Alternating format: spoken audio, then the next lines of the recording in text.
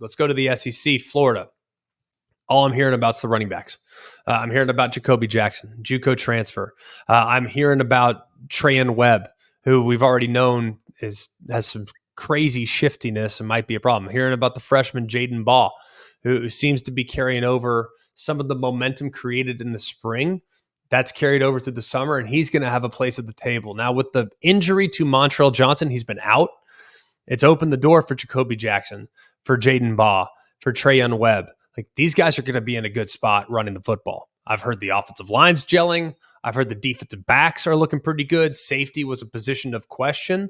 Sounds like both safeties, Devin Moore and Asa Turner, have shined at times this fall camp. They got to stay healthy because they're thin, but there's a lot to feel good about right now. It sounds like, hey, Florida Gators, everyone in that camp down there in Gainesville is saying, hey, we're going to be a little better than people realize. So not surprised to hear it, by the way. Georgia, sounds like the tight ends are going to be a position of massive strength. It's Georgia, right? The home of Brock Bowers. You're telling me they're going to be good at tight end?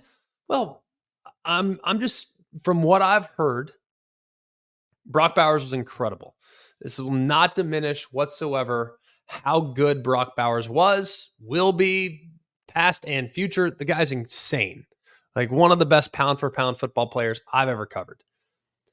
But I continue to hear the name Ben Urasek, who's going to play a huge role this year.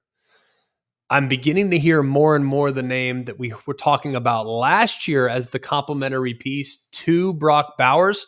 We knew Oscar Delp would be there. Oscar Delp's going to be rock solid as well.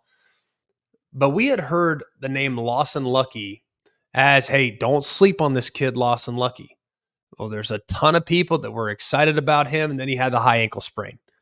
It sounds like he's had another great offseason. It sounds like Oscar Delp's continued to get more comfortable, and Ben Urasek has a chance to be a star. So Georgia, the rich get richer. They might have 3 possible difference-making tight ends. So that's something to keep in mind. Sounds also like the defense has been really good so far, which is encouraging considering how many guys have been on the lineup. I mean, Warren Brinson's missed some time. Chaz Chambliss has missed some time. CJ Allen has missed some time. So they've been kind of without a lot of their guys in the middle to early part of fall camp. But as those guys start to get healthy, and the defense already looks pretty good, that is only going to make the strong stronger. So that's something worth noting. Texas. Everybody's been talking all offseason about their defensive tackles. I've been talking about them. You've been talking about them. Experts that follow the sport really closely have been talking about them. How do you replace Tavondre Sweat, the Outland Trophy winner, and Byron Murphy? Well, you just probably can't do it with 2 guys. It's not going to happen. To find 2 guys that are that gifted to fill those voids independent of each other, not going to happen. But what you can do is create ridiculously competitive depth. Well, good news. Texas right now along the defensive line, at defensive tackle in particular, 7 guys that are currently in the rotation. You heard that right. 7 guys at defensive tackle. Most elite teams have 4, maybe 5. Like, that's elite. For Texas to have 7 currently in the rotation up front goes to show you that that is ridiculous depth. And these guys only have to play 15, 20 snaps a game, maybe 30 snaps a game at most. Think about how much they're going to be able to continually give great effort in quarter 1, quarter 4, game 3, game 8, game 17. So the depth emerging at that position is huge. We knew that Alfred Collins and Vernon Broughton were going to be pretty good, but you continue to hear the name Aaron Bryant. You hear the name Alex January. You hear about the transfers from Arizona and Bill Norton and Tia Savea. You hear Lole's name from Louisville. I mean, when you hear 7 guys, that's legit. Good for Texas being able to fill what was a question mark coming into the offseason. Wide receiver, that's another group that has turned over drastically from last year. There's been a lot of inconsistencies from what I gather catching the football. Bunch of drops, uncharacteristic drops. So that's something they can hopefully get cleaned up as they move forward in fall camp. Let's go next to LSU. Don't shoot the messenger here. The defense, from what we gather, is starting to show signs of life. Okay. There's a group that allegedly is playing more free. There's a group that is playing with great aggressiveness. They've been super inconsistent, but they also have had some pretty good moments as well. Now, they've gotten gashed right at the middle a couple times. They've given up way too many plays downfield in the passing game. But you also have to take into account who they're going against. It's a great offense they're having to face. I mean, a really, really good offense.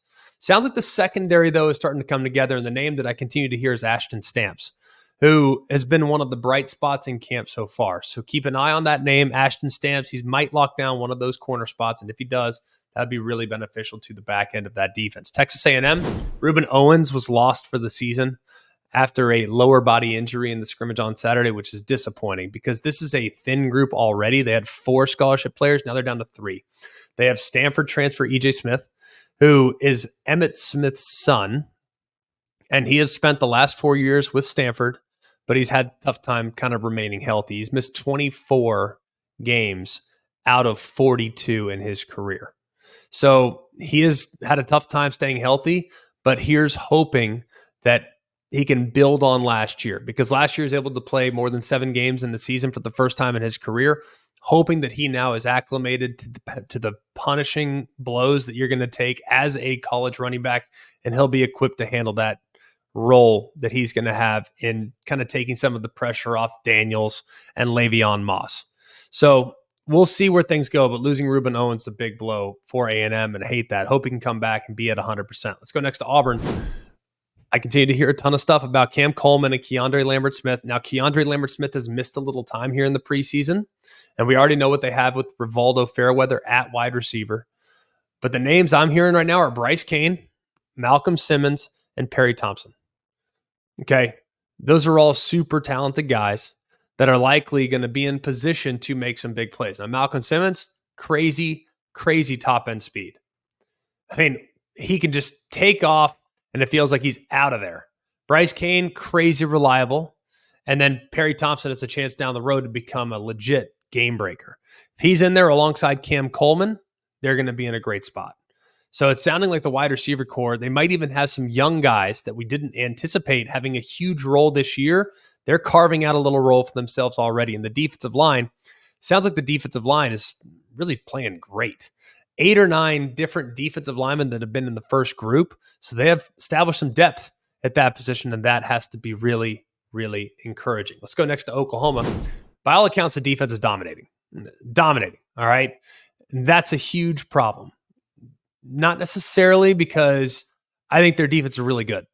Their defense is really good, and I'm not at all concerned about the possibility of that group being rock solid. They give up just one play in the scrimmage that went over 20 yards, and that was a long run by a walk-on. They allowed just one touchdown on their Friday night scrimmage. The concern for me, though, is that Jackson Arnold has continued to kind of turn the football over. Turned it over 3 times on Friday, including a pick 6 to Danny Stutzman. But he turned it over 3 times in the bowl game as well. There were some turnover issues in the spring as well. You become a turnover guy, it's hard to kind of coach yourself out of that. And you look at some of the teams last year, whether it was Nebraska, whether it was Miami, whether it was Clemson.